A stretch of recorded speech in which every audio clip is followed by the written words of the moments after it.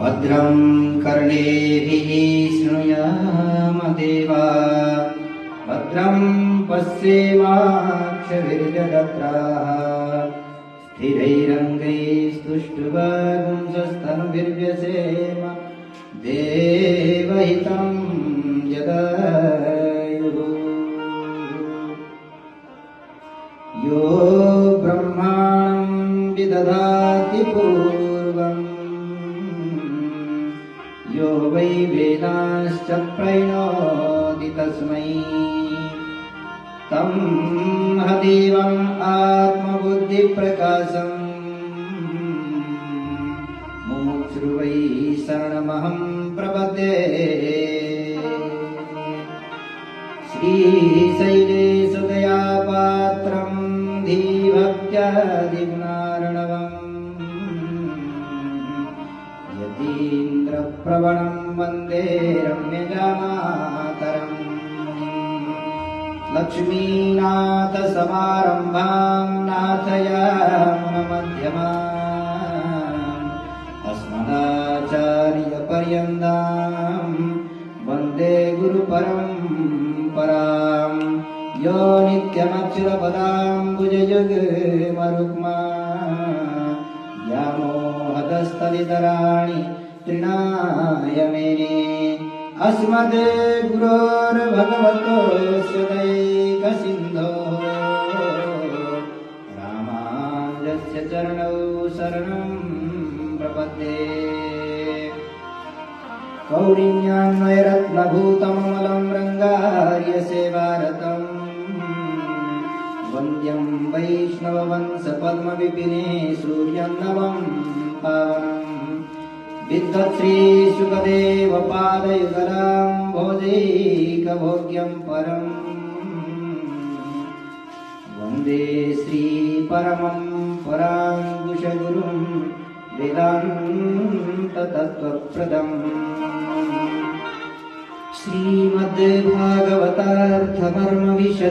श्रीमद्भागवतार्थमर्मविशदीकारप्रवीणं गुरुं वेदान्तद्वयबोधबोधनपरं संन्यायरत्नाकरम् गोपालं च सुतं नमामि सततं सन्मन्त्रमन्त्रार्थदम् लक्ष्मीनाथपदारविन्दमभयं मदरक्षकं संभजे शुक्लाम्बरधरं विष्णुं शशिवर्णं चतुर्भुजं प्रसन्नवदनं ध्यायेत् सर्वविघ्नोपशान्तये यस्य द्विरदवक्त्राद्याः पारिषद्याः परस्ततं विघ्नं निघ्नन्ति शततं विश्वक्षेणं तमाश्रये व्यासं वसिष्ठनप्तारं शक्तेः पौत्रमकल्मषम् पराशरात्मजं वन्दे सुगतातं तपोनिधिं सम्यग्न्यायकलापेन महता भारतेन च उपबृंहितवेदाय नमो व्यासाय विष्णवे सारथ्यमर्जुनस्याजौ पूर्वं गीतामृतं ददौ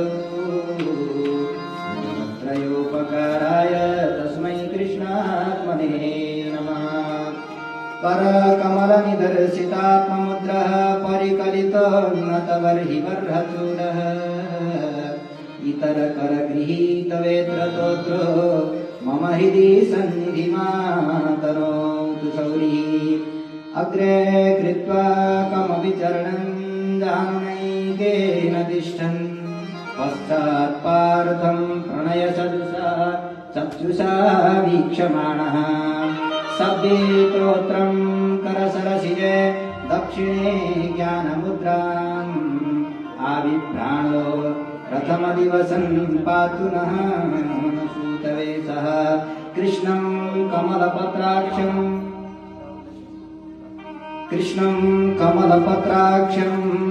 पुण्यश्रवणकीर्तनम् वासुदेवं जगद्योनिं नौमि नारायणं हरिं कृष्णाय यादवेन्द्राय ज्ञानमुद्राय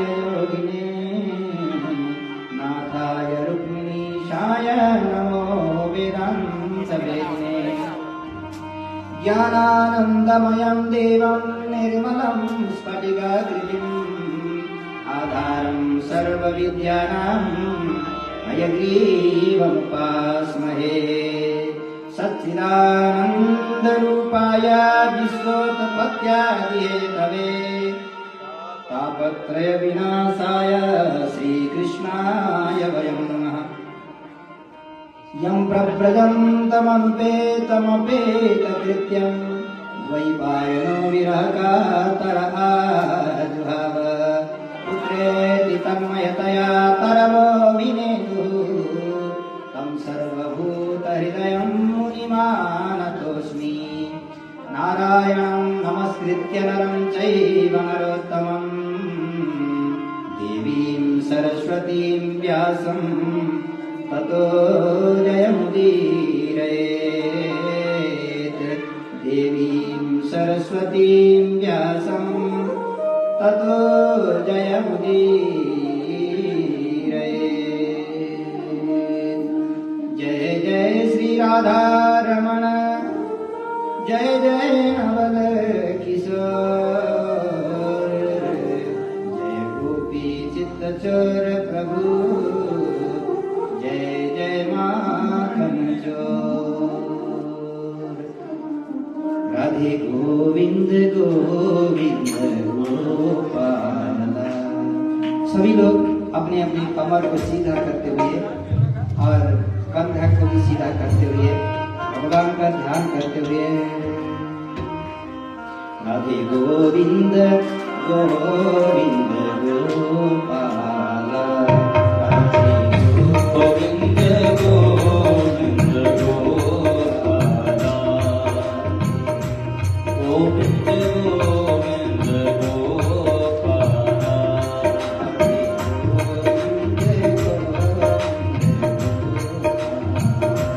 राधे गोविंद गोविंद गोपाल।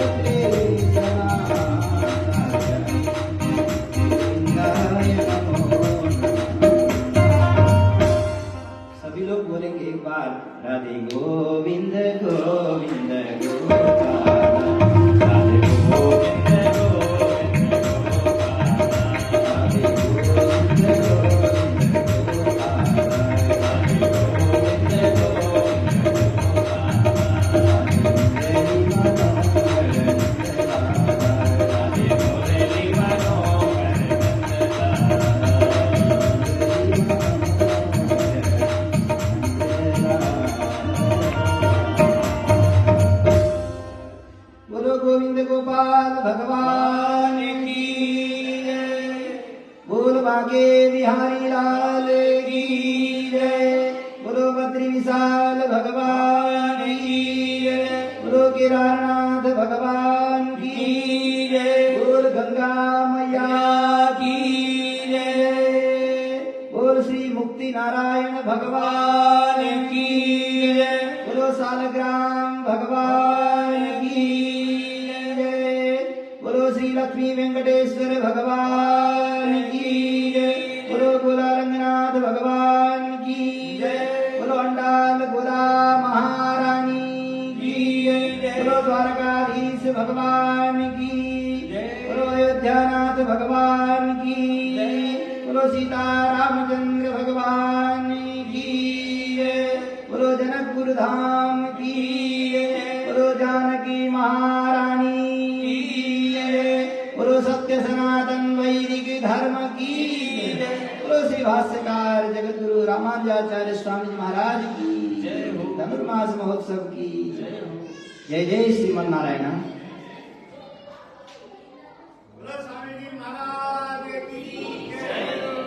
श्रीहपति अकारण करुणा करुणालय अखिल हेय प्रत्यनीक कल्याणैक दान श्वेतर समस्त वस्तु विलक्षण अनंत ज्ञानानंदैक स्वरूप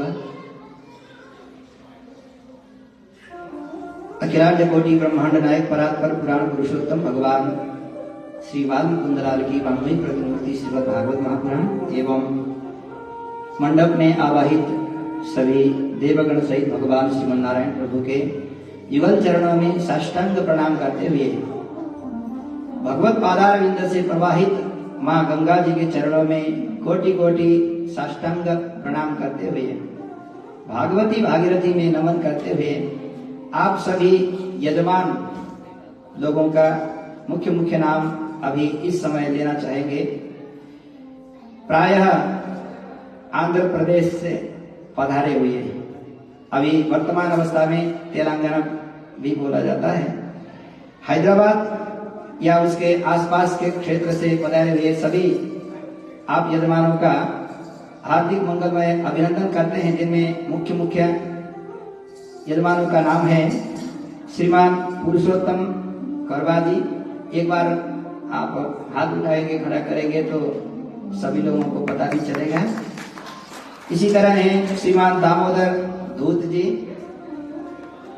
और अगले प्रसंग में हम पता सहित बताएंगे कहां से पधारे हुए हैं। अभी मेरे हाथ में यही नाम है, इसलिए मैं निवेदन करूंगा कि जिनके नाम हैं वो जानकारी कराएं। और तीसरे हैं श्रीमान ब्रजगोपाल जाजू जी और राम कुमार मित्तल जी।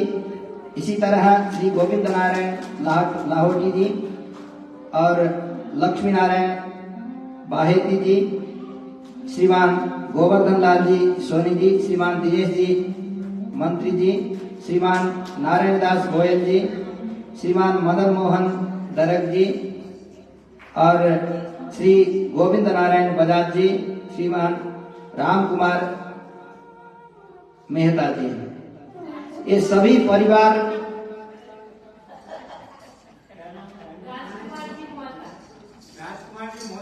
राजकुमार जी मोहता, हाँ थोड़ा सुधार कर पड़ेंगे। तो आप सभी सकल परिवार जनों के साथ में आप सभी का हार्दिक अभिनंदन करते हुए व्यासपीठ से हमारे उमेश गौतम जी हैं, इसी तरह ब्रिजेश, हाँ हाँ, और दूसरे नाम बताइए, दोनों बताइए। आप माइक है आपके पास में। ये हमारे भैया रवि जी हैं वृंदावन से, हाँ, और ये कमलाकांत जी हैं वृंदावन से। मैं आप सबके बीच में उमेश आपको प्यारे प्यारे भजन सुनाऊंगा। और इसी तरह हमारे आचार्य श्री, अब आप हमारे बीच में जो सेतु का काम करते हुए श्रीमान खगेंद्र स्वामी जी हैं, और यज्ञ में दोनों आचार्य हमारे सुदर्शन आचार्य जी हैं, और इसी तरह से रामचंद्र आचार्य जी हैं और मधुसूदन आचार्य जी हैं। हम सभी की ओर से आप सभी लोगों का मंगलमय अभिनंदन करते हुए, आप परीक्षित की भूमिका में हैं और भगवान ने हमें सुखदेव का स्थान तो दिया है, और तो भगवान से निवेदन करेंगे, प्रभु आप हमारे हृदय कमल में विराजमान होते हुए और वाणी में सरस्वती माता को गंगा जी की तरह प्रवाहित करते हुए हमारे सभी यजमानों को आनंदित करें, रस प्रवाह से आप्लावित करें। भगवान से ऐसी प्रार्थना करते हुए मंगलमय स्थान उत्तराखंड, यह देवभूमि है। देवभूमि में आप सभी लोगों के पूर्वजों के भी ऐसे मंगलमय पुण्य होंगे। आज गंगा जी के तट पर माँ गंगा के गोद से भागवती भागीरथी का प्रवाह करने का एक सुवर्ण अवसर प्राप्त हुआ है। आप और हम सभी कृतकृत्य हैं, इसके लिए भगवान से बार बार आभार व्यक्त करते हैं। और आज प्रथम दिवस है, आप सभी लोगों ने गंगा जी का पूजन किया और माँ गंगा जी की आरती और माँ गंगा जी का जल लेकर के कलश यात्रा करते हुए भागवत जी की यात्रा और हमारे गोपाल जी की यात्रा, तुलसी मैया की यात्रा कराते हुए आए और मंडप प्रवेश किया। फिर विधिवत रूप से संकल्प लेकर भगवान की पूजा और आराधना, भागवत जी की पूजन करते हुए अभी आज प्रथम दिवस में श्रीमद् भागवत की महिमा क्या है उसको जानने का प्रयास करेंगे। श्रीमद् भागवत तो साक्षात भगवान की वाङ्मयी मूर्ति है। तेनेयं वाङ्मयी मूर्ति प्रत्यक्षा वर्तते हरे, सेवनात् पठनात् सद्यो वैकुंठ फलदायकम्। श्रीमद् भागवत महापुराण साक्षात भगवान की प्रतिमा है। आप लोगों ने देखा होगा पानी का 5 स्वरूप होता है। पानी का 5 स्वरूप होता है।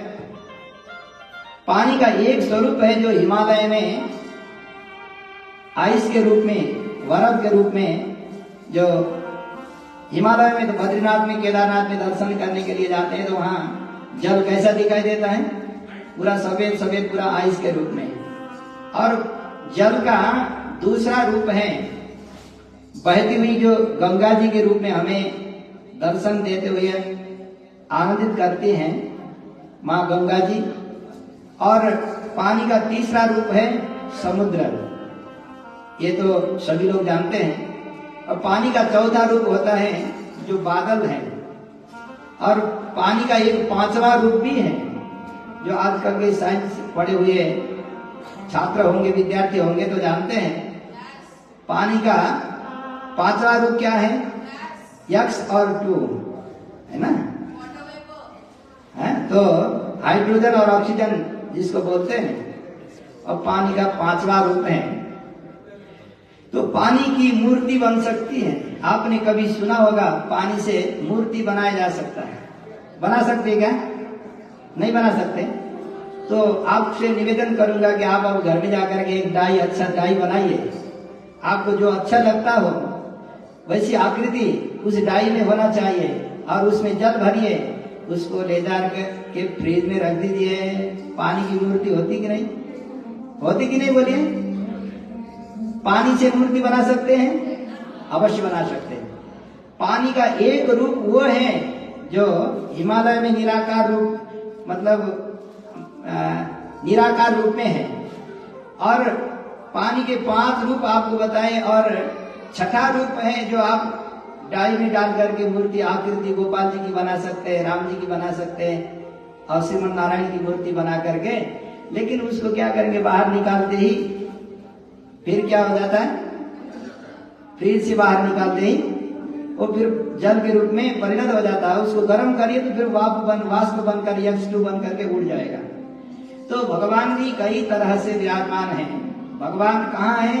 बोले भगवान कहाँ नहीं है, भगवान तो सर्वत्र है, लेकिन सर्वत्र विद्यमान परमात्मा को हृदय में प्रकट करा करके, और जैसे फ्रिज में ले जाकर पानी की मूर्ति बनाते हैं, उसी तरह परमात्मा की मूर्ति, आकृति हृदय में धारण कराने के लिए क्या उपाय है? बोले श्रीमद् भागवत ही ऐसा उपाय है जो भागवत की कथा, तो शब्द ब्रह्म जो है, शब्द ब्रह्म को हम अपने कानों से अंदर ले जाकर हृदय में परमात्मा को आकार दे सकते, परमात्मा का आकार दे सकते हैं, मूर्ति बना सकते हैं, ध्यान कर सकते हैं। इसलिए अंतर्यामी तो उभय विधम, अंतर्यामी परमात्मा दो तरह के होते हैं। एक जो निराकार है, जो सभी के भीतर विद्यमान तो है लेकिन वो दिखाई नहीं देते, है ना। जैसे पानी, ये हम ये आसमान में जब हाथ हिलाते हैं, यहाँ पर भी पानी का मात्रा तो है, लेकिन यहाँ का जो पानी है ऑक्सीजन, वो दिखाई नहीं पड़ता। पानी देखने के लिए जैसे उसको दूसरे तरीके अपनाने होते हैं, वैसे ही परमात्मा का साक्षात्कार करने के लिए भी यह तरीका है। शुश्रूषुवे तत्क्षणात् सद्यो हृद्यवरुध्यते प्रकृतिवी शुश्रूषुवे तत्क्षणात्। तो श्रीमद् भागवत की कथा सुनने से क्या क्या फायदा होते हैं, क्या फल प्राप्त होता है। आजकल बिना फल को जाने कोई भी कोई काम नहीं करता। इसका क्या फायदा है, बिना फायदा को जाने न कोई बिजनेस में हाथ डालते हैं, न कोई पढ़ाई करते हैं, कुछ भी काम करते हैं तो उसका मायने क्या है, उसका फल क्या है, उसका फायदा क्या है, ये देख करके करते हैं। तो श्रीमद् भागवत की कथा सुनने से क्या क्या फल प्राप्त हो सकता है, तो इसका महत्व जो है 17 पुराणों ने गाया, और ऋषियों ने, महर्षियों ने, मुनियों ने, सबने गान किया है। उनमें से पद्म पुराण अंतर्गत 6 अध्याय हैं। उन्हीं 6 अध्याय का सारांश हम पहले श्रवण करेंगे, फिर भागवत जी स्वयं भी अपनी महिमा गान करते हुए आगे बताते हैं, वो प्रकरण के अनुसार हम लोग श्रवण करेंगे, अनुभव करेंगे। आइए यहाँ पर मंगलाचरण करते हुए महर्षि वेदव्यास कहते हैं, श्री कृष्णाय वयं नुमः सच्चिदानंद रूपाय विश्वोत्पत्त्यादि हेतवे तापत्रय विनाशाय श्री कृष्णाय वयं नुमः तापत्रय विनाशाय श्री कृष्णाय वयं नुमः। हम लोग श्री कृष्ण के चरण कमल में साष्टांग प्रणाम करते हैं। नुमः, नुमः का अर्थ स्तुति करते हैं, भगवान की स्तुति करते हैं, क्योंकि भगवान ने इस रसना को दिया है, जिह्वा को दिया है, तो भगवान के गुणगान करने के लिए, खाली स्वाद लेने के लिए नहीं। नुमः स्तुति करते हुए ध्यान करते हैं, किसकी स्तुति करते हैं, बोले श्री कृष्णाय, भगवान श्री कृष्ण की स्तुति करते हैं। श्री कृष्णम नुमः ऐसा करना चाहिए था, यह व्याकरण का प्रयोग है, ये आर्ष प्रयोग है यहाँ पर कि श्री कृष्णाय वयं नुमः, हम लोग श्री कृष्ण। तो राधा कृष्णाय नमः ऐसा भी बोल सकते हैं, लेकिन राधा जी से तो कभी कभी भगवान का वियोग भी होता है, किंतु श्री से कभी भगवान का वियोग नहीं होता। श्रयते हरिम इति श्री अनपायिनी, अपायी अनपायित्वम विश्लेषरायित्वम, जिनका कभी वियोग नहीं होता, ऐसी माता श्री जी जो भगवान देवता बनकर अवतार लेते हैं, तो माँ जगदम्बा भगवती महालक्ष्मी देवी बनकर आती हैं। जब भगवान मनुष्य बनकर के आते हैं, तब भगवती माता लक्ष्मी जी मानुषी बनकर आती हैं। जैसे रामावतार में सीता बनकर प्रकट हुई, और श्री कृष्णावतार में राधा रुक्मिणी बनकर प्रकट हुई। श्री बद्री नारायण बनकर भगवान आए, तो माता लक्ष्मी जी बद्री का बैर का जो बेर होता है ना, बेर का पेड़ बनकर के प्रकट हुई। ऐसी माता लक्ष्मी जी जिनके साथ में हमेशा रहती हैं, ऐसे भगवान श्री कृष्ण, कृष्ण शब्द में 2 अक्षर हैं। कृषि भूर्वाचक शब्द नश्च निर्वृतिवाचक तयो ऐक्यम भवेत् यत्र कृष्णरित्यभिधीयते। कृषि यानी कृष्णा, कृष्ण में कितने अक्षर हैं, 2 अक्षर है। तो कृष्ण का मतलब है इस दुनिया में हम लोगों को जो भी कुछ चाहिए ना, प्राथमिक आवश्यकता हम लोगों को जो भी चाहिए, वो सब भगवान कृष्ण शब्द से, भगवान कृषि करने वाले तो भगवान है ना। हम लोग जो अनाज खेतों में ले जा करके बोते हैं, तो उन बोए हुए खेतों में फसल कौन देता है? भगवान ही देते हैं। इसलिए कृषि करने वाले तो असली में भगवान हैं। हम तो खाली बीज बो देते मात्र हैं। उसको उगाने वाले और उस फसल को तैयार करने वाले, उन फलों में अनाजों में रस भरने वाले तो परमात्मा ही हैं। ये तो भौतिक सुख सुविधा जो है वो भगवान देते हैं। और नकार का अर्थ क्या है? निर्वृत्तिवाचक। निर्वृत्ति क्या है? जो बोले आत्मिक जो आनंद है, जो परमात्मा का आनंद है, वह परमात्मा का आनंद भी कौन देता है? भगवान श्री कृष्ण देते हैं। इसलिए कहते हैं कि जो तू मिटाना चाहे जीवन की तृष्णा, सुबह शाम बोल वंदे कृष्ण कृष्ण कृष्ण। तो मिटाना चाहे जीवन की तृष्णा, जो तू मिटाना चाहे जीवन की तृष्णा, सुबह शाम बोल वंदे कृष्ण कृष्ण कृष्ण, सुबह शाम बोल वंदे कृष्ण कृष्ण कृष्ण। जो तू मिटाना चाहे जीवन की तृष्णा, जो तू मिटाना चाहे जीवन की तृष्णा, सुबह शाम बोल वंदे कृष्ण कृष्ण कृष्ण, सुबह शाम बोल वंदे कृष्ण कृष्ण कृष्ण।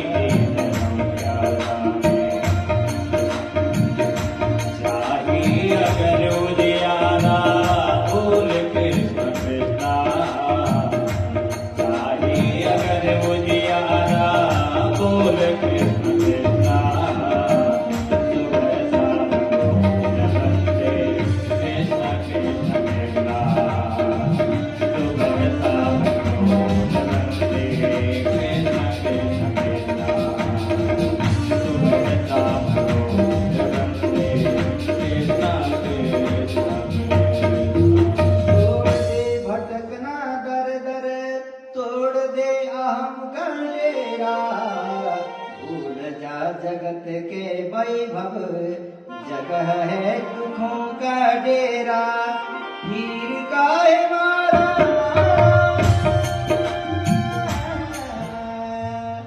फिर काहे मारा मारा, बोल कृष्ण कृष्ण। जो तू मिटाना चाहे जीवन की तृष्णा, संपूर्ण तृष्णाओं को मिटाने वाले, आत्मिक आनंद की वर्षा कराने वाले कौन है? बोले श्री कृष्णाय तापत्रय विनाशाय, तापत्रय तुम कृपाल जा परम पूरा, ताहि न व्यापहि त्रिविध भवसुरा। हे प्रभु, जिसके ऊपर में आपकी कृपा हो गई, जिसके ऊपर में प्रभु की कृपा हो गई, उनको 3 प्रकार के ताप, दैविक दैहिक भौतिक तापा, दैविक और भौतिक 3 प्रकार के ताप जो है कभी स्पर्श भी नहीं करते। श्री कृष्णाय तापत्रय विनाशाय श्री कृष्णाय वयं नमः। इसीलिए क्या करना? बोले सुबह शाम बोल वंदे कृष्ण कृष्ण कृष्ण। जो तू मिटाना चाहे जीवन की तृष्णा, सुबह शाम बोल वंदे कृष्ण कृष्ण कृष्ण। तो भगवान हमारे दुखों को क्यों मिटाएंगे? बोले विश्वोत्पत्त्यादि हेतवे, क्योंकि सब हमारे सबके पिता है परम पिता परमात्मा। विश्व की उत्पत्ति, उत्पत्ति शब्द का अर्थ है उत्पत्ति सृष्टि, और आदि शब्द से पालन और संहार, अनुग्रह निग्रह, सभी 5 प्रकार के कर्म भगवान करते हैं। सृष्टि करना, पालन करना, संहार करना, अनुग्रह करना और निग्रह भी करना। आपको संपत्ति दिया था, आप गलत रास्ते में चल रहे होते तो आपके दादाजी आकर के छीन लेते हैं उस संपत्ति को। आपको चलाने के लिए, रास्ते में चलाने के लिए गाड़ी दिया था, आप गाड़ी को झाड़ियों में लेके जाएंगे तो दादाजी छीन लेते हैं। जैसे वैसे ही भगवान ने भी कई बार छीन लिया है ना। ये अनुग्रह करना, अनुग्रह, जो अच्छा काम करने वालों को भगवान अनुग्रह करके पुरस्कृत करते हैं, उनको आगे बढ़ाते हैं, प्रमोशन देते हैं। ऐसी कृपा करने वाले, सृष्टि करना भी एक अनुग्रह है और मृत्यु देना भी एक क्या है? भगवान की कृपा ही है। क्योंकि जिस दिन हम चल नहीं सकते, फिर नहीं सकते, उठ के खड़े नहीं हो सकते, उस समय मृत्यु भी भगवान कब आएंगे मौत बन करके बुलाना पड़ता कभी कभी किसी लोगों को। कई लोगों को हमने देखा है कि भगवान क्यों लेने के लिए नहीं आए, है ना। तो ये सब भगवान की लीलाएं जो हैं, इसलिए भगवान करते हैं कि हम उनकी संतान हैं। क्या है? हम परमात्मा की संतान हैं। इसलिए विश्वोत्पत्त्यादि हेतवे। तो कैसे हैं हमारे परमात्मा? बोले सच्चिदानंद रूपाय। भगवान सत्य सदा सर्वदा रहने वाले हैं और चित्त ज्ञान स्वरूप है। फिर आनंदाय, आनंद रूपाय, आनंद स्वरूप है। इस दुनिया में सबको क्या चाहिए? बोले आनंद ही तो चाहिए। न घर चाहिए, न द्वार चाहिए, न परिवार चाहिए, न प्यार चाहिए, न क्या चाहिए? बोले एकमात्र चाहिए था आनंद। और आनंद को ढूंढने की जो रास्ता है, अलग अलग होने की वजह से लोग भटक रहे हैं। और छोड़ दे भटकना दर दर, तोड़ दे अहम का डेरा, भूल जा जगत का वैभव, जगह है दुखों का डेरा। फिर काहे मारा मारा, बोल कृष्ण कृष्ण, सुबह शाम बोल वंदे कृष्ण कृष्ण कृष्ण। श्री कृष्णाय वयं नमः। इसलिए भगवान श्री कृष्ण श्रीमन नारायण के चरण कमल में बार बार नमस्कार करते हैं, बार बार वंदना करते हैं। करते हुए आगे अपने गुरुदेव इष्टदेव की वंदना करते हैं। सुखदेव स्वामी महाराज के चरणों में कोटि कोटि नमन करते हुए, नैमिषारण्य पवित्र तीर्थ क्षेत्र है। भगवान ने अब की बार यह इच्छा भी पूरी करी कि गंगा जी के किनारे में, है ना, गंगा जी के किनारे में, ऋषिकेश में और पहली बार हरिद्वार में सनक, सनंदन, सनातन, सनत कुमार आदि चारों भाइयों ने भागवत कथा किया था और देवर्षि नारद मुख्य श्रोता थे ज्ञान भक्ति वैराग्य के दुख को निवृत्त करने के लिए। तो उसी स्थान, उसी एरिया में आज ऋषिकेश भगवान के चरणों में माँ गंगा की गोद में बैठकर आज भगवान यह भागवती कथा का रसास्वादन करा रहे हैं। और आप सभी यजमानों की ओर से तमाम हमारे ये विद्युतीय तरंग के माध्यम से सुनने वाले देश विदेशों में रहने वाले भक्तों को भी यह लाभ, प्रत्यक्ष लाभ मिल रहा है और ये तो आनंद की बात है। आज हम ऋषिकेश धाम में हैं, तो नैमिषारण्य में सबसे पहले 18 पुराणों का प्रवचन हुआ था, व्याख्यान हुआ था। नैमिषारण्य नैमिषे अनिमिष क्षेत्रे नैमिषे सूतमासीनम अविवाद्य महामतिम कथामृत रसास्वाद कुशल शौनको अब्रवीत्। कथामृत रसास्वाद कुशल शौनको ब्रवीत्। देखिए, एक बार दिल्ली में एक महाजन के पुत्र को क्या हुआ कि गले में कोई फोड़ा फुंसी कुछ आया और उनका चेकअप कराते कराते, गले का उपचार कराते कराते जवान जो है ना जिह्वा, वह जिह्वा के अग्रभाग में भगवान ने एक इंद्रिय को रख दिया है। उसका नाम क्या है? रसन इंद्रिय। क्या नाम है? रसन इंद्रिय। यानी आप विश्व के कोने कोने में कहीं भी जाइए, जितने भी बड़े बड़े हॉस्पिटल बने हुए हों, है ना, एक अब गिलास में, अलग अलग गिलास में, एक में पानी रखिए, एक में सादा पानी रखिए, एक में नींबू पानी डालिए, एक में चीनी शक्कर डाल करके रखिए और एक में नमक रख करके रखिए गिलासों में। और कोई यंत्र ला करके बोल दे कि ये मीठा है और ये खारा है और ये नींबू पानी है। इसको टेस्ट करने के लिए भगवान ने ऐसा यंत्र बना दिया कि आप जिह्वा में रखिए तो तुरंत आपको पता चल जाता है ना। देखिए, ये टेस्ट करने के लिए भगवान ने ऐसा यंत्र फिट कर दिया है ना। देखने के लिए आंख बनाए और रस आस्वादन करने के लिए मात्र नहीं, भगवान का नाम जपने और रस आस्वादन, भगवान के प्रसाद का रस लेने के लिए भगवान ने जिह्वा बना दिया।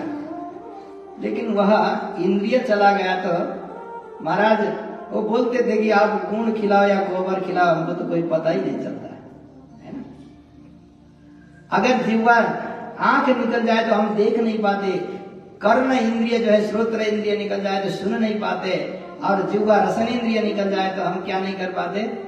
आस्वाद नहीं ले पाते, है ना। तो कथा के लिए भी क्या चाहिए? बोले कथामृत रसास्वाद कुशल शौनको ब्रवीत्। कथा में क्या विशेषता है? अरे प्रसाद तो सुन लिया था करके लोग उब जाते, लेकिन हमारे यजमान ताली बजाना चाहिए। 1 साल भी हुआ नहीं, हो गया क्या? 1 साल, 1.5 साल हो गया? अरे 2 साल होने को, 2 साल होने को अभी बाकी है ना। 2 साल होने को अभी बाकी है। अब अभी 22वां महीना, 23वां महीना चल रहा होगा शायद। इतनी जल्दी, है ना, इतनी जल्दी भगवान बुलाए यहाँ पर भागवती कथा श्रवण के लिए। ये क्या है? ले यही तो भक्ति का लक्षण है ना। भक्ति का लक्षण, प्रेम का लक्षण क्या है? जो परस्पर में चर्चा करना। भगवान बताते हैं कि श्रवणात् दर्शनात् ध्यानात् मयि भावोनुकीर्तनात्, मयि भावोनुकीर्तनात्, मुझ में भाव बढ़ाने के लिए, अनुकीर्तनात्, श्रवण करो, कथा श्रवण करो, ध्यान करो, और हो सके तो सुनो, और बनता है तो कहो, है ना। भगवान की कथा बोलना भी ये हमारे बस की बात नहीं है। भगवान ही कृपा करके हमारी वाणी से बोल रहे हैं और आपके कानों में बैठकर भगवान सुन रहे हैं। ये तो प्रेम का लक्षण है, भक्ति का लक्षण है। कथामृत रसास्वाद, ये कथामृत रसास्वाद आपने चाख लिया और आपको अच्छा लगा, है ना। फिर दोबारा सुन रहे, फिर तीसरी बार सुनेंगे। अब शायद कहाँ सुनेंगे, बोले मदन जी कहाँ सुनेंगे, भगवान को पता है कहाँ सुनेंगे, कहाँ सुनाएंगे। कथा अमृत रसा स्वाद कुशल सौनको अब्रवीत, कुशल सौनक, सौनक जी भगवान की कथा के अत्यंत रसिक थे, इसलिए उन्होंने यह प्रश्न किया सूत जी से, अज्ञान ध्वंस विध्वंस कोटि सूर्य समप्रभ, सूताख्यायि कथा सारम मम कर्ण रसायनम। अज्ञान रूपी अंधकार को नाश करने के लिए कोटि कोटि सूर्य के समान परम तेजस्वी।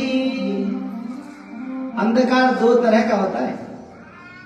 अंधकार कितने कई प्रकार का होता है, दो तरह का होता है अंधकार। एक तो बाहर का अंधकार है, बाहर के अंधकार को कौन दूर करेंगे, बोले सूर्य नारायण भुवन भास्कर दिवाकर भगवान सूर्य बाहर के अंधकार को दूर करेंगे। लेकिन अंदर जो अंधकार है उसको कौन दूर करेंगे, बोले अज्ञान ध्वंस विध्वंस कोटि सूर्य समप्रभ, सूताख्यायि कथा सारम मम कर्ण रसायनम। सूत जी गुरुदेव ही अंदर के अंधकार को नाश करेंगे, भीतर के अंधकार को नाश करेंगे। ऐसे महान कथा में, पौराणिक कथाकारों में जिनका नाम उच्च श्रेणी में आता है, ऐसे है सूत जी, आप हमारे कानों को रसायन लगने वाली भगवत कथा सुनाइए, जिस कथा को सुनकर के भक्ति ज्ञान और वैराग्य उत्तरोत्तर बढ़ते रहे। माया मोह निराशा से भगवान की माया को भी हम कैसे जीत पाएंगे, यह तो घोर कलयुग है। यहाँ आसुरी भाव में प्राप्त लोग प्रतिदिन स्वार्थ में डूबे हुए हैं। तो ऐसी स्थिति में हृदय को शुद्ध करने के लिए अत्यंत पवित्र में पवित्र साधन क्या है, कृपा करके आप बताइए। हमने सुना है कि एक चिंतामणि नाम का एक मणि होता है जो लौकिक वस्तुओं को देता है, और एक सुरद्रु कल्प वृक्ष है स्वर्ग में, वह स्वर्गीय ऐश्वर्यों को, स्वर्गीय सुखों को देता है। इसलिए लोग स्वर्ग में जाने की लालसा रखते हैं। क्योंकि आप लोगों ने शायद हरिवंश की कथा सुनी थी कई बार। हरिवंश पुराण में 20वें अध्याय में वर्णन है कि स्वर्ग में जो कल्प वृक्ष नाम का एक वृक्ष है, उस वृक्ष के चबूतरे में जाकर के जो व्यक्ति बैठते हैं और कल्प वृक्ष का पुष्प जो देवियां धारण करती हैं, उन्हें कभी ब्यूटी पार्लर में जाने की आवश्यकता नहीं होती और कभी शरीर में थकान नहीं होता। जय श्री कृष्ण बोलिए, जय श्री राधे। जो भी व्यक्ति कल्प वृक्ष का पुष्प एक बार शरीर में अपने चोटियों में धारण करते हैं, उनके बाल कभी सफेद नहीं होते और उनका चेहरा कभी मुरझाता नहीं, झुर्रियां नहीं आते आंखों में, गालों में ना। हमेशा ताकत से युक्त रहने के लिए, पूरा पावरफुल रहने के लिए वह फूल, वह पुष्प ऐसा है कि हर व्यक्ति को ताकतवर बना देता है और सर्वशक्तिमान बना देता है। जो भी ऐश्वर्य चाहिए आप उसके वृक्ष में चबूतरे में जाकर के जो भी वस्तु कामना करते हैं वह सब आपको प्राप्त हो जाता है झट से। आप योग आपने मन में चिंतन किया, बस वह वस्तु आपको प्राप्त हो गया। ऐसा एक कल्प वृक्ष है जो स्वर्गीय सुखों को देने वाला होता है। और एक चिंतामणि हमको कहाँ मिलेगा, और स्वर्ग सुरद्रु कल्प वृक्ष भी अभी कहाँ मिलेगा। हम तो यहाँ मर्त्यलोक में हैं, तो हम लोगों को उनसे न मिलने वाला जो वैकुंठ है वह गुरु कृपा से, भागवत की कृपा से प्राप्त होता है। प्रयच्छति गुरु प्रीतो वैकुंठम योगी दुर्लभम, वैकुंठम योगी दुर्लभम, चिंतामणिर्लोक सुखम सुरद्रु स्वर्ग संपदम, प्रयच्छति गुरु प्रीतो वैकुंठम योगी दुर्लभम। गुरु जब प्रसन्न होते हैं तो गुरु शब्द का अर्थ क्या है? गिरति सिंचेति सिंचति, शिष्य हृदय क्षेत्र में जो गुरु, जो शिष्यों के बंजार भूमि को, मरुभूमि को, शिष्य के हृदय की जो मरुभूमि है उसको भी ज्ञान की धाराओं से सींचते सींचते जो अत्यंत उर्वरावान कर दे, उसी का नाम है गुरु।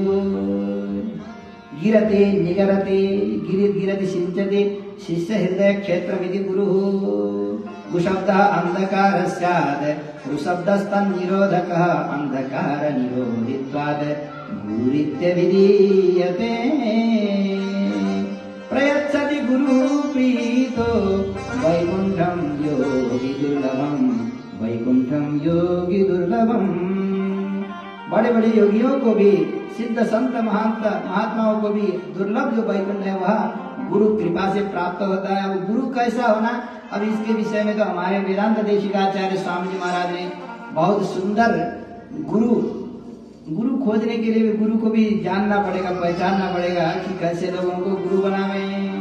सिद्धम सत्संप्रदाय स्थिरधियमनगम श्रोत्रियम ब्रह्मनिष्ठम सत्वस्थम सत्यवाचम समयनियतया साधुवृत्त्या समेतम दम्भासूयाभिमुक्तं जित विषयगणं दीर्घबन्धुं दयालुं स्खालित्ये सासितारं परहित परकं देशिकं भूष्णुरीप्से देशिकं भूष्णुरीप्से। सत्संप्रदाय सिद्ध होना चाहिए, है ना। गुरु कैसा? बोले हाट का गुरु बाट का चेला, शाम मुड़े सुबह अकेला, और लोभी गुरु लालची चेला, दोनों नरक में ठेलम ठेला हो जाएंगे। इसलिए गुरु कैसा बनाना? बोले सिद्धम सत्संप्रदाय, संप्रदाय सिद्ध होना चाहिए।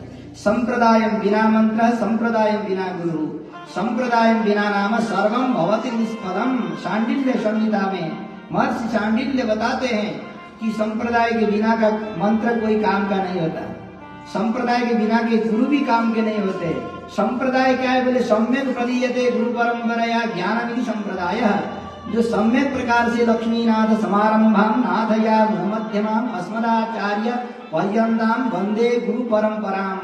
जो आदि गुरु हैं वो तो कौन है? बोले श्रीमन नारायण, लक्ष्मीनाथ, सीतानाथ, राधानाथ, चाहे जो भी परंपरा के से आबद्ध हो, जो भगवान को आदि गुरु मानने वाले, नारायणम पद्म भवम वशिष्ठम सत्यम तत्पुत्र पराशरम, स्मार्त परंपरा में भी आदि गुरु श्रीमन नारायण ही होते हैं, और वैष्णव परंपरा में भी आदि गुरु भगवान श्रीमन नारायण ही होते हैं, या श्री कृष्ण होते हैं, श्री राम होते हैं। तो ऐसे जो गुरु परंपरा से आबद्ध अनादि अविच्छिन्न गुरु परंपरा से प्राप्त जो गंगा जी की धारा अटूट तरह से बहती है, उसी प्रकार गुरु परंपरा से प्राप्त जो मंत्र है, गुरु परंपरा से प्राप्त जो नाम है, गुरु परंपरा से प्राप्त जो दीक्षा है, वही दीक्षा दीयते ब्रह्म सद ज्ञानम क्षीयते अज्ञान वंदनम। तो जो गुरु, जो गोविंद का ज्ञान प्राप्त करने और अज्ञान को नाश कराने में समर्थ हो, उसी को दीक्षा कहते हैं। ऐसी दीक्षा देने वाले गुरु तो बड़े दुख से बड़े दुर्लभ होते हैं। तो ऐसे गुरु जो है वैकुंठम योगी दुर्लभम, अपनी साधना से, या तो रामानुज स्वामी की साधना से, या भगवान के साधन की साधना से, हमारे पास में हम साधन हो, निर्धन हो, निधन हो, हमारा कुछ भी हो, हमारे पास में कुछ भी न हो तो भी हमें संपन्न कर देने वाले, हमारे जो खाली घड़ा को भर देने वाले जो गुरु होते हैं, ऐसे गुरु मिल जाएं तो बेड़ा पार हो जाए। इसलिए हे सूत जी, आपके चरणों में कोटि कोटि वंदन करते हैं। सूत उवाच, आगे सूत जी कहते हैं, प्रीति सौनक चित्ते ते यतो वद विचार्यत। सौनक जी, आपके हृदय में अत्यंत प्रेम है, श्रद्धा है, इसलिए संपूर्ण सिद्धांतों का जो निष्पन्न परिनिष्पन्न अर्थ है मैं आपको वह सुनाता हूँ कि कलयुग में काल के गाल में फंसे हुए लोगों को वहां से निकालने के लिए कोई साधन है तो वह एकमात्र श्रीमद् भागवत की वार्ता है।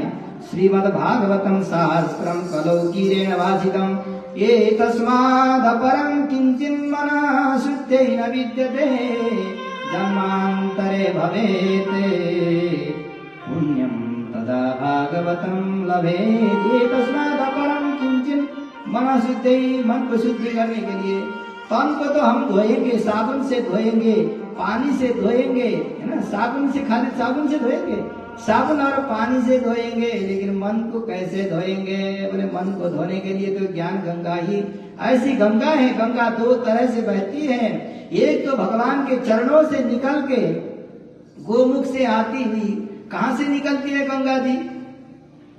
भगवान के चरणों से, जिनके चरणों से निकली गंगा, सकल मलहारिणी श्री गंगा। भगवान कौन भगवान? बोले वामनावतार भगवान जब त्रिविक्रम बन करके अपने चरण को ऊपर, भूपादो यस्य नाम, एकदम अपने चरण को ऊपर पहुंचाते हैं, तो उस समय धातु कमंडल जलम, विधाता ब्रह्मा जी अपने कमंडल के जल से भगवान त्रिविक्रम के चरण को जब प्रक्षालन करते हैं तो वहां से गंगा जी प्रकट होती है। यह गंगा जी का संबंध कहां से है? बोले विरजा नदी से है। विरजा नदी कौन है? बोले भगवान की दया। आप ध्यान से सुनिएगा कि भगवान की दया और भगवान की करुणा ही एक नदी बह करके विरजा, सत्वगुण, रजोगुण और तमोगुण को हमारे हृदय में अनादिकाल से जो आच्छादित करने वाले जो तमोगुण है, ये तमोगुण रजोगुण सबको धो करके एकदम शुद्ध करने वाली जो विरजा नदी है, विरजा नदी ही गंगा जी बनकर ब्रह्मा जी के कमंडल में आई और कमंडल से भगवान त्रिविक्रम के चरणों को प्रक्षालन करते हुए शिव जी के जटाजूट में आई और शिव जी के जटाजूट से 7 धाराएं होकर के, 7 धाराएं होकर अलकनंदा, सरस्वती, मंदाकिनी आदि अनेक नामों से विख्यात बनती हुई गंगा नदी इस धरती में भारतवर्ष को पुनीत करती हुई गंगा जी जब बहती हैं, तो एक तरह की जो गंगा है भगवान के चरणों से निकलती है, वो गंगा मैया की। और दूसरी गंगा जो है भगवान के, अच्छा चरण में आगे से क्या लगाइए? आ लगाइएगा, है ना? तो क्या होगा? जय श्रीमन नारायण की जय श्री राधे। चरण लिखिए और उसके आगे से आ जोड़िए, क्या होगा? है क्या हो गया? आचरण, है ना? एक तो गंगा जो भगवान के चरणों से निकलती है और दूसरी गंगा जो है भगवान के आचरण से निकलती है। बधाइए, ताली बोल श्रीमन नारायण भगवान की ना। चरण से निकलने वाली जो गंगा है, जिनमें जाकर के हम लोगों ने सुबह पूजन किया, अब जो यहाँ गंगा जी बह रही हैं, यह कौन है? बोले आचरण से। आचरण यानी चरित्र से बहने वाली, भगवान के चरित्र निर्मल लीलाओं से निकलने वाली जो गंगा है, ये भागवती भागीरथी है।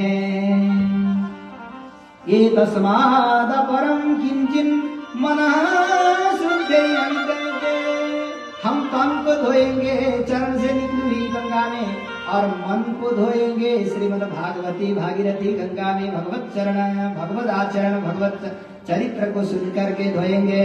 ये तस्माद परम किंचिन मनः शुद्धे न विद्यते, जन्मांतरे भवे पुण्यम तदा भागवतम लवे। जन्म जन्म का जब पुण्य पुंज एकत्रित होता है तभी ऐसा अवसर हमें प्राप्त हो जाता है। राजा परीक्षित को कथा सुनाने के लिए परम पूज्य, परम वंदनीय, प्रातः स्मरणीय श्री सुखदेव स्वामी महाराज विराजमान थे व्यासपीठ पर और राजा परीक्षित को कथा सुना रहे थे। इसी के बीच में देवलोक से देवता लोग आ गए, देवलोक से देवता लोग एकत्रित होकर के आए और देवता व्यापारी बन करके आए। कहा कि सुखदेव स्वामी महाराज से कि गुरुदेव आप राजा परीक्षित को यह अमृत पिलाइए और कथा अमृत जो है हमें दिलाइए।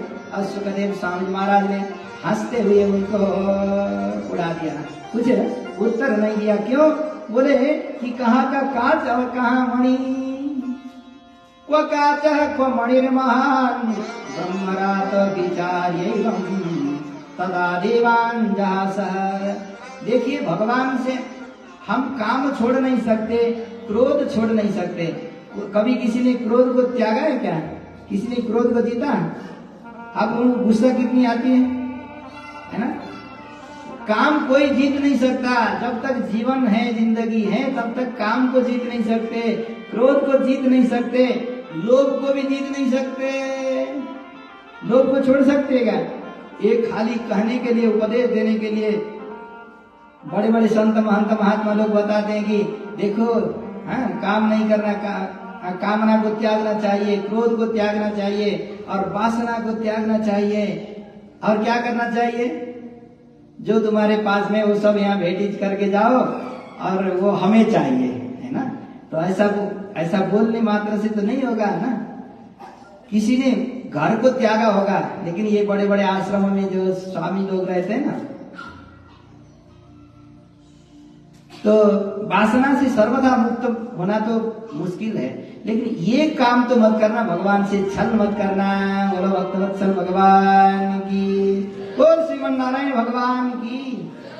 तो भागवत के मुख्य श्रोता कौन हो सकते हैं? बोले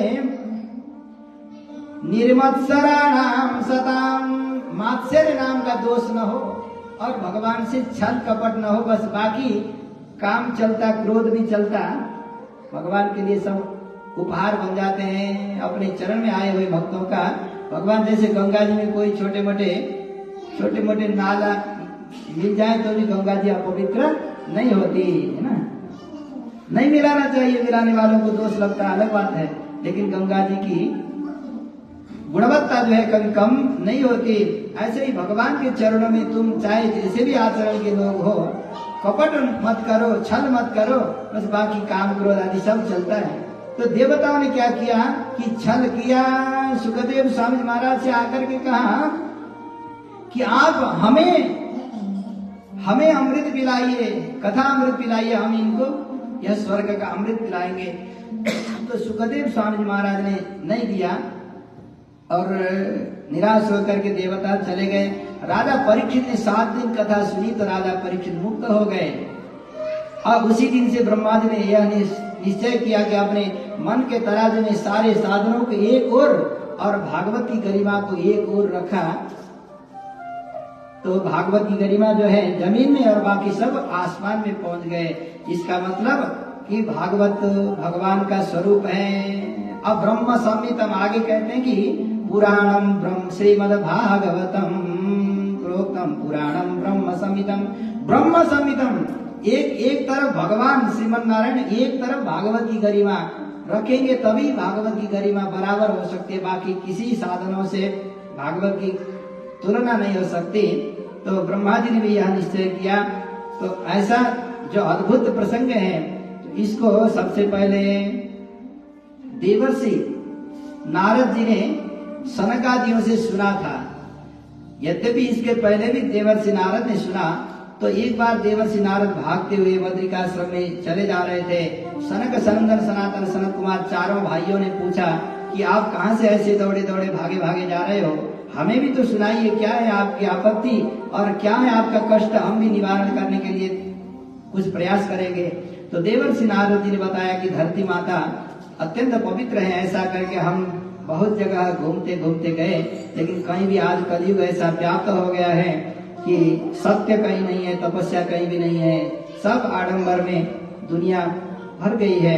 इसलिए हमने मन को संतोष होने वाला कहीं भी कोई घटना ऐसी नहीं देखा। तो इसलिए तपस्या करने के लिए मैं यहाँ जा रहा था। घूमते घूमते जब वृंदावन में पहुंच गया, माता भक्ति से मिलना हुआ और ज्ञान वैराग्य जरा जीर्ण हो गए थे।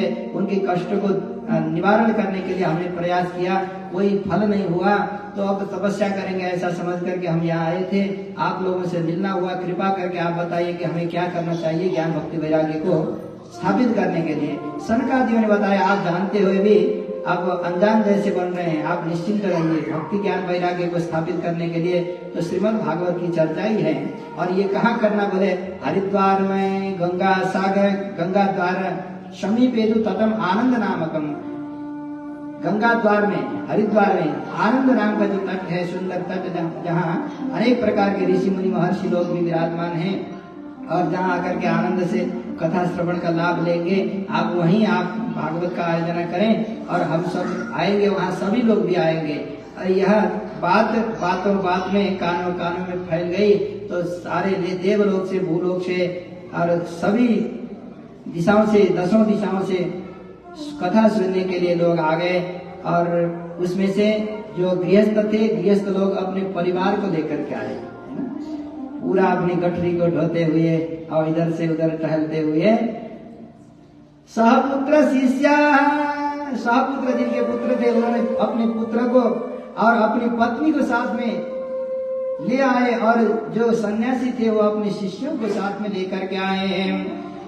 सर्वेप्यमी मुनिगणा सहपुत्र शिष्याः स्वस्त्री विराय रति प्रणयेन युक्ताः श्री भागवत पीयूष पानाय रसनं पटाः धावन्तोऽप्याययुः सर्वे प्रथमं ये च वैष्णवाः। जो वैष्णव जन थे वो दौड़ दौड़ करके भागवत की कथा श्रवण करने के लिए आए, वेद वेदांत मूर्तिमान होकर के आए, और 17 पुराणों ने भागवत की कथा सुनी, सभी लोगों ने जय जयकार मनाया। तो श्रीमद् भागवत की महिमा ऐसी है, सनकादियों ने स्पष्ट रूप से भागवत का महात्म्य गाया। और ये कैसे यह वैभव भागवत को प्राप्त हुआ, बोले भगवान श्री कृष्ण ने ही अपने स्वरूप को, उद्धव जी रोते हुए भगवान के चरण में गए, और आप तो वैकुंठ जा रहे हैं प्रभु, अब हम निराश हो रहे हैं, आपके बिना कैसे जिएंगे। तो भगवान ने कहा कि हमारा जो स्वरूप है वह श्रीमद् भागवत में रख देते हैं। तो भगवान ने अपने स्वरूप को श्रीमद् भागवत में रखा, इसलिए श्रीमद् भागवत महापुराण भगवान की वाङ्मयी मूर्ति है। तो ऐसी कथा सुनाते सुनाते वहाँ एकदम आश्चर्य घटना हुई। भक्ति ज्ञान और वैराग्य मूर्तिमान होकर के नृत्य करते हुए, झूमते झूमते हुए श्री कृष्ण गोविंद, यह भजन सबसे पहले किसने गाया? माता भक्ति ने गाया। तो आइए हम लोग भी गाएंगे। श्री कृष्ण गोविंद हरे मुरारी, हे नाथ नाथ